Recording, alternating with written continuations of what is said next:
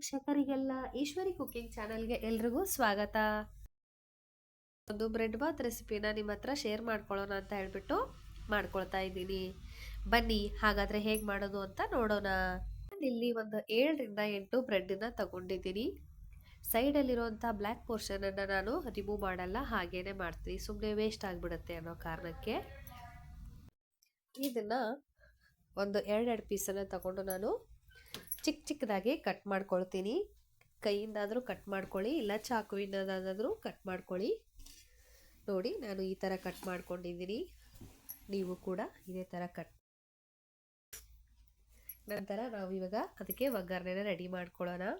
Gas ಸ್ಟವ್ನ on ಮಾಡಿಕೊಂಡು ಒಂದು ಬಾಣಲಿನ ಇಡ್ತಾ ಇದ್ದೀನಿ. ಬಾಣಲಿ ಬಿಸಿಯಾಗಿದೆ, ಅದಕ್ಕೆ ಸ್ವಲ್ಪ ಎಣ್ಣೆನ ಸೇರಿಸ್ಕೊಳ್ತಾ ಇದ್ದೀನಿ. ಎಣ್ಣೆ ಕೂಡ ಚೆನ್ನಾಗಿ ಕಾಯ್ದಿದೆ. ಇವಾಗ ಸ್ವಲ್ಪ ಸಾಸಿವೆ, ಸ್ವಲ್ಪ ಜೀರಿಗೆ ಎರಡನ್ನು ಸ್ವಲ್ಪನೇ ಹಾಕಿ, ಜಾಸ್ತಿ ಹಾಕಬೇಡಿ. ನಂತರ ಕರಿಬೇವಿನ ಸೊಪ್ಪು ಎಲ್ಲವನ್ನು ಚೆನ್ನಾಗಿ ಫ್ರೈ ಮಾಡ್ಕೊಳ್ಳಿ. ಆನಂತರ ಸ್ವಲ್ಪ ಕಡಲೆ ಬೀಜನ ಹಾಕ್ಕೊಳ್ತಾ ಇದ್ದೀನಿ. ಈ ಟೈಮಲ್ಲಿ ನೀವು ಗೋಡಂಬಿ ಕೂಡ ಸೇರಿಸ್ಕೊಳ್ಬೋದು ನಿಮಗೆ ಇಷ್ಟ ಆದರೆ.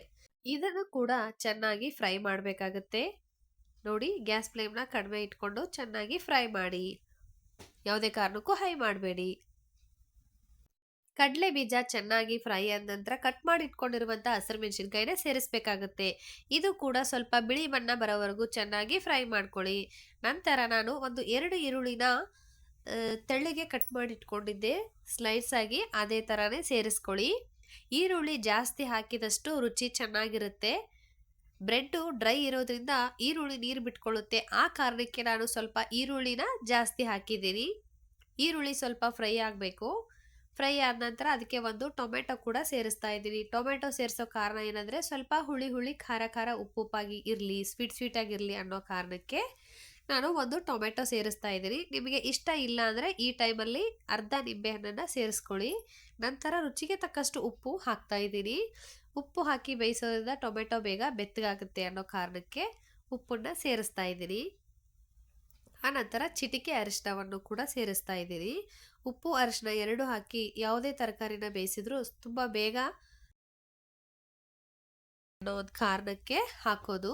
ನೋಡಿ, ಇವಾಗ ಚೆನ್ನಾಗಿ ಒಗ್ಗರಣೆ ಸಿದ್ಧ ಆಗಿದೆ. ಇದಕ್ಕೆ ನಾವು ಕಟ್ ಮಾಡಿ ಇಟ್ಕೊಂಡಿರುವಂತಹ ಬ್ರೆಡ್ನ ಸ್ವಲ್ಪನೇ ಸೇರಿಸಬೇಕಾಗುತ್ತೆ. ಒಟ್ಟಿಗೆ ಹಾಕಿದ್ರೆ ಕಲಿಸ್ಲಿಕ್ಕೆ ಕಂಫರ್ಟ್ ಆಗಲ್ಲ. ಆ ಕಾರಣಕ್ಕೆ ಸ್ವಲ್ಪ ಸೇರಿಸಿ ಒಗ್ಗರಣೆಗೆ ಮಿಶ್ರಣ ಮಾಡ್ಕೊಳ್ಬೇಕಾಗುತ್ತೆ. ನೋಡಿ, ನಾನು ವಿಡಿಯೋದಲ್ಲಿ ತೋರಿಸ್ತಾ ಇದ್ದೀನಲ್ಲ, ಅದೇ ರೀತಿ ಮಿಕ್ಸ್ ಮಾಡ್ಕೊಳ್ಳಿ. ತಿನ್ಲಿಕ್ಕಂತೂ ತುಂಬ ರುಚಿಯಾಗಿರುತ್ತೆ. ದೊಡ್ಡವ್ರಿಗೆ, ಚಿಕ್ಕವ್ರಿಗೆ, ಮಾರ್ನಿಂಗ್ ಬ್ರೇಕ್ಫಾಸ್ಟ್ಗೆ, ಈವ್ನಿಂಗ್ ಸ್ನ್ಯಾಕ್ಸ್ಗೆ ಎಲ್ಲದಕ್ಕೂ ಕೂಡ ಇದು ಮಾಡೋದು ಸುಲಭ, ತುಂಬ ರುಚಿಯಾಗಿರುತ್ತೆ. ಮಕ್ಕಳು ಕೂಡ ಎಲ್ಲರೂ ಇಷ್ಟಪಟ್ಟು ತಿಂತಾರೆ. ಸ್ಕೂಲ್ ಬಿಟ್ಟು ಬಂದಮೇಲೆ ಏನಾದರೂ ಕೇಳ್ತಾರೆ ಮಕ್ಕಳು. ಆಚೆ ಕಡೆಯಿಂದ ತಂದ್ಕೊಡೋದು ಬಿಟ್ಟು ಈ ಥರ ಮಾಡಿದ್ರೆ ಮಕ್ಕಳಿಗೂ ಹೆಲ್ದಿ ಇರುತ್ತೆ.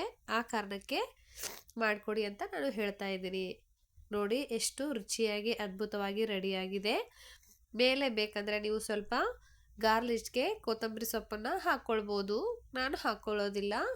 ನೋಡಿ, ಎಷ್ಟು ಚೆನ್ನಾಗಿ ರೆಡಿಯಾಗಿದೆ, ಕಲರ್ಫುಲ್ಲಾಗಿ. ಮೇಲೆ ಒಂದು ತಟ್ಟೆ ಮುಚ್ಕೊಂಡ್ಬಿಡೋಣ. ಇವಾಗ ಬ್ರೆಡ್ ಬಾತ್ ರೆಡಿ. ದಯವಿಟ್ಟು ಎಲ್ಲರೂ ಕೂಡ ಒಂದ್ಸರಿ ಟ್ರೈ ಮಾಡಿ, ಲೈಕ್ ಮಾಡಿ, ಶೇರ್ ಮಾಡಿ, ಕಮೆಂಟ್ ಮಾಡಿ.